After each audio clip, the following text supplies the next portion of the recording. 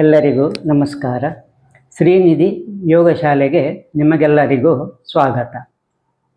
ಕಳೆದ ಪಾಠದಲ್ಲಿ ನಾವು ಮಣಿಗಂಟು ನೋವು ಸಮಸ್ಯೆಯ ನಿವಾರಣೆಗೆ ಮಾಡುವ 2 ವ್ಯಾಯಾಮಗಳ ಬಗ್ಗೆ ನೋಡಿದ್ದೆವು. ಇವತ್ತು ಉಳಿದ ವ್ಯಾಯಾಮಗಳ ಬಗ್ಗೆ ತಿಳಿಯುವ. ಇವತ್ತು 3ನೇ ವ್ಯಾಯಾಮವನ್ನು ನೋಡುವ. ಇದರಲ್ಲಿ ನಾವು ನೆಲದ ಮೇಲೆ ಈ ರೀತಿಯಾಗಿ ಕುಳಿತುಕೊಳ್ಳುವುದು, ಕಾಲುಗಳನ್ನು ಮುಂದಕ್ಕೆ ಚಾಚಿ ಹಸ್ತಗಳನ್ನು ಪಕ್ಕದಲ್ಲಿ ಇರಿಸುವುದು, ಕಾಲುಗಳನ್ನು ಪರಸ್ಪರ ಹತ್ತಿರ ಜೋಡಿಸಿಕೊಂಡು ಪಾದಗಳನ್ನು ಜೋಡಿಸಿಕೊಂಡು ಉಸಿರನ್ನು ಒಳಗೆ ತೆಗೆದುಕೊಳ್ಳುತ್ತಾ ಪಾದಗಳನ್ನು ಮುಂದಕ್ಕೆ ತಳ್ಳುವುದು. ಈ ರೀತಿ ಕೆಲವು ಸೆಕೆಂಡುಗಳವರೆಗೆ ಆ ಸ್ಥಿತಿಯಲ್ಲಿ ಉಳಿಸಿ ಅದನ್ನು ವಿರುದ್ಧ ದಿಕ್ಕಿಗೆ ಅಂದರೆ ಒಳಗೆ ಹಿಂದಕ್ಕೆ ಎಳೆಯುವುದು. Inhale exhale, inhale exhale. ಈ ರೀತಿಯಾಗಿ ಮುಂದಕ್ಕೂ ಹಿಂದಕ್ಕೂ ಸುಮಾರು 10 ರಿಂದ 20 ಕೌಂಟಿನ ತನಕ ಪುನರಾವರ್ತಿಸ್ತಾ ಇರುವುದು. ಇದೇ ಪಾದಗಳನ್ನು ಎಡಕ್ಕೆ ಮತ್ತು ಬಲಕ್ಕೆ ಕೂಡ ಚಲಿಸಲಿಕ್ಕೆ ಉಂಟು, ಅದು ಚಲಿಸಬಹುದು. ಲೆಫ್ಟ್ ರೈಟ್, ಎಡ ಬಲ, ಈ ರೀತಿ ಇದನ್ನು ಕೂಡ ಈ ವಿಧಾನದಲ್ಲಿ ಕೂಡ ಪಾದಗಳನ್ನು 10 ರಿಂದ 20 ತನಕ ಪುನರಾವರ್ತಿಸಬಹುದು. ಇದನ್ನೇ ಇನ್ನೊಂದು ರೀತಿಯಲ್ಲಿ ಕೂಡ ಮಾಡಬಹುದು.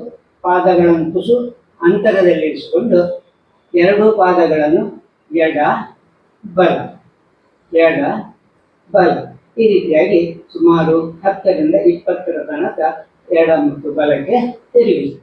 ಹಾಗೆಯೇ ಇದನ್ನು ಮಾಡುವ ಮತ್ತೊಂದು ವಿಧಾನ ಅಂತ ಹೇಳಿದ್ರೆ, ಸ್ವಲ್ಪ ಅಗಲದಲ್ಲಿ ಇರಿಸಿಕೊಂಡು ಕಾಲುಗಳನ್ನು ಅವುಗಳನ್ನು ಪಾದಗಳನ್ನು ಒಳಗೆ ಮತ್ತು ಹೊರಗೆ ತಿರುಗಿಸುವುದು. ಈ ರೀತಿಯಾಗಿ ಒಳಗೆ ಹೊರಗೆ ಒಳಗೆ ಹೊರಗೆ.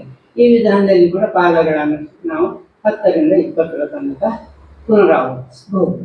ಈ ರೀತಿಯಲ್ಲಿ ಪಾದಗಳನ್ನು ಮುಂದಕ್ಕೆ ಮತ್ತು ಹಿಂದಕ್ಕೆ ಅಥವಾ ಪಾರ್ಶ್ವಕ್ಕೆ ಅಥವಾ ಒಳಗೆ ಹೊರಗೆ ಈ ರೀತಿಯಲ್ಲಿ ಚಲಿಸುವುದರಿಂದ ಅಥವಾ ತಿರುಗಿಸುವುದರಿಂದ ನಮ್ಮ ಮೊಣಕಾಲುಗಳು ಹಾಗೂ ತೊಡೆಗಳ ಸ್ನಾಯುಗಳು ಬಲಿಷ್ಠ ಆಗ್ತವೆ ಮತ್ತು ಹೆಚ್ಚಿನ ಒಂದು ರಕ್ತ ಮಂಡಿಗೆ ಪೂರೈಕೆ ಆಗ್ತದೆ. ಇನ್ನು 4ನೇ ವ್ಯಾಯಾಮ, ಇದನ್ನು ಮಂಡಿ ಚಿಪ್ಪನ್ನು ಹಿಂದಕ್ಕೆ ಎಳೆದುಕೊಳ್ಳುವ ವ್ಯಾಯಾಮ ಎಂದು ಹೇಳ್ಬೋದು. ಇದರಲ್ಲಿ ಕೂಡ ನಾವು ಮೊದಲ ಹಾಗೇನೆ ನೆಲದಲ್ಲಿ ಈ ರೀತಿಯಾಗಿ ಕುಳಿತುಕೊಳ್ಳುವುದು, ಹಸ್ತಗಳನ್ನು ಪಕ್ಕದಲ್ಲಿ ಇರಿಸುವುದು. ನೇರವಾಗಿ ಕುಳಿತುಕೊಳ್ಳಲು ಕಷ್ಟ ಆದರೆ ವಯಸ್ಸಾದವರು ವಿಶೇಷವಾಗಿ ಗೋಡೆಯ ಆಸರೆಯನ್ನು ಕೂಡ ಪಡ್ಕೊಳ್ಳಿಕ್ಕೆ ಸಾಧ್ಯ ಇದೆ. ಕಾಲುಗಳನ್ನು ಮುಂದಕ್ಕೆ ಚಾಚುವುದು ಮತ್ತು ತೊಡೆಗಳನ್ನು ಬಿಗಿಗೊಳಿಸಿ ಮಂಡಿ ಚಿಪ್ಪುಗಳನ್ನು ಹಿಂದಕ್ಕೆ ಎಳೆದುಕೊಳ್ಳುವುದು. ಈ ಸ್ಥಿತಿಯಲ್ಲಿ ಸುಮಾರು 5 ಸೆಕೆಂಡುಗಳ ಕಾಲ ಉಳಿದು ಮತ್ತೆ ಬಿಗಿತವನ್ನು ಸಡಿಲಗೊಳಿಸುವುದು. ಮತ್ತೆ ಪುನಃ ಮೊದಲಿನಂತೆ ತೊಡೆಗಳನ್ನು ಬಿಗಿಗೊಳಿಸುವುದು, ಮಂಡಿ ಚಿಪ್ಪುಗಳನ್ನು ಒಳಗೆ ಎಳೆದುಕೊಳ್ಳುವುದು.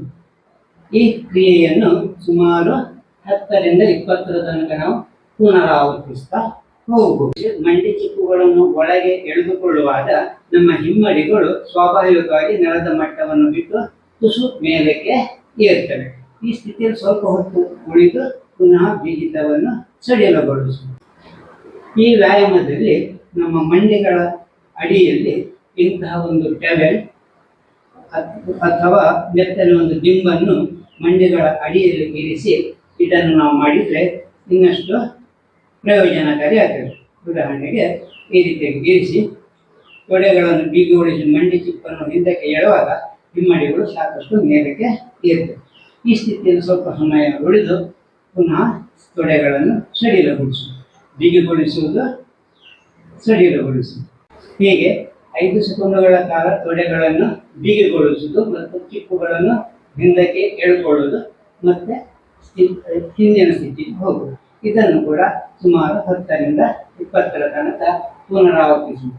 ಈ ವ್ಯಾಯಾಮದಿಂದ ಕೂಡ ಮೊದಲಿನ ಹಾಗೇನೆ ತೊಡೆ ಮತ್ತು ಮೊಣಕಾಲುಗಳ ಸ್ನಾಯುಗಳು ಬಲಿಷ್ಠಗೊಂಡು ಹೆಚ್ಚಿನ ರಕ್ತ ಮಂಡಿಗೆ ಪೂರೈಕೆ ಆಗ್ತದೆ. ಇದುವರೆಗೆ ನಾವು ಮಂಡಿ ನೋವಿನ ನಿವಾರಣೆಗೆ ಮಾಡುವಂತಹ 4 ವ್ಯಾಯಾಮಗಳನ್ನು ತಿಳ್ಕೊಂಡ ಹಾಗಾಯಿತು. ಇನ್ನೂ ಕೂಡ ಕೆಲವು ವ್ಯಾಯಾಮಗಳು ಇವೆ, ಅವುಗಳನ್ನು ಮುಂದಿನ ಪಾಠದಲ್ಲಿ ನೋಡುವ. ಅಲ್ಲಿಯ ತನಕ ಇವುಗಳನ್ನು ಅಭ್ಯಾಸ ಮಾಡ್ತಾ ಇದೆ. ನಮಸ್ಕಾರ.